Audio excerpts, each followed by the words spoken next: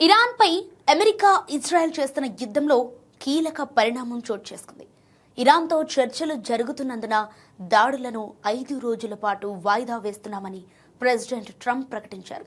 అయితే social media వేదికగా Trump ఈ ప్రకటన చేశారు. ట్రంప్ ప్రకటనకు భిన్నంగా అసలు చర్చలే జరగలేదని, అటువంటి అవకాశమే లేదని ఇరాన్ ప్రకటించింది. మరి ట్రంప్ ఈ ప్రకటన ఎందుకు చేసినట్టు? మరో గేమ్కి తెరతీశారా అనే అనుమానాలు వ్యక్తమవుతున్నాయి. దీనికి తగ్గట్టే ట్రంప్ ప్రకటనపై వైట్ హౌస్ నుంచి అధికారిక ప్రకటన వెలువడలేదు. ఇజ్రాయెల్ ఇరాన్పై దాడులు కొనసాగించింది.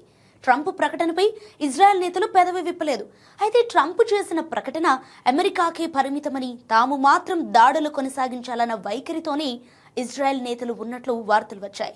ఇక మరోవైపు తమతో చర్చలు జరిపాయంటూ అమెరికా అధ్యక్షుడు ట్రంప్ చేసిన ప్రకటన ఇప్పుడు పూర్తిగా అసాధ్యమని, అమెరికాతో ఎటువంటి చర్చలు జరపలేదని, దాడులు వాయిదా అంటూ ఆయన చేసిన ప్రకటనను నమ్మలేమని ఇరాన్ ప్రకటించింది. ఇరాన్ పార్లమెంటు స్పీకర్తో పాటు విదేశీ వ్యవహారాల అధికార ప్రతినిధితో పాటు ఆ దేశానికి చెందిన పలువురు నేతలు అమెరికాతో ప్రత్యక్షంగా కానీ పరోక్షంగా కానీ ఎటువంటి చర్చలు జరగలేదని స్పష్టం చేశారు. ఇరాన్ రిపబ్లిక్ గార్డ్ ట్రంప్ను మోసగాడుగా పేర్కొంటూ ప్రకటన విడుదల చేసింది. ఇక మరోవైపు దాడులు వాయిదా అంటూ ట్రంప్ పోస్టు వెలువడిన కాసేపటికే ఇజ్రాయెల్ ఇరాన్కు చెందిన రేడియో కేంద్రంపై దాడులు చేసింది. ఆ తర్వాత కూడా ఇరాన్తో పాటు ఆ దేశానికి మద్దతిస్తున్న వివిధ గ్రూపులపై ఇజ్రాయెల్ దాడులు కొనసాగించింది. ఇదిలా ఉంటే ఒక్క రోజులోని 3 సార్లు విలేకరులతో మాట్లాడిన ట్రంప్ 3 రకాలుగా స్పందించారు. ఫ్లోరిడాలోని ఫామ్ బీచ్లో సోమవారం విమానం ఎక్కే ముందు ఇరాన్తో చాలా బలమైన చర్చలు జరిగాయి. వారు వాటిని కొనసాగిస్తే సంఘర్షణ ముగుస్తుంది.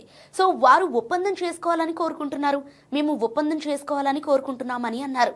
వాషింగ్టన్, టెహ్రాన్ మధ్య ఒప్పందం కుదిరితే పర్షియన్ గల్ఫ్లోని choking point, strait of Hormuz త్వరలో తెరుస్తారు. ఒప్పందం కుదిరిన వెంటనే చమురు ధర పడిపోతుంది. సో ఇరాన్ అణు ఆయుధాలు లేకుండా ఉండటానికి అంగీకరించింది అని చెప్పారు. విమానం దిగిన తర్వాత మరోసారి విలేకరులతో నేను ఇరాన్లో కొత్త వ్యక్తులతో మాట్లాడుతున్నాను, వారు కీలక నేతలు కూడా అని ట్రంప్ చెప్పారు. ఆ తర్వాత మరోసారి మీడియా ప్రతినిధులతో మాట్లాడుతూ చర్చలు బాగా జరిగితే సమస్య పరిష్కారం అవుతుంది, లేకపోతే మేము బాంబులతో పరిష్కరిస్తామని అన్నారు.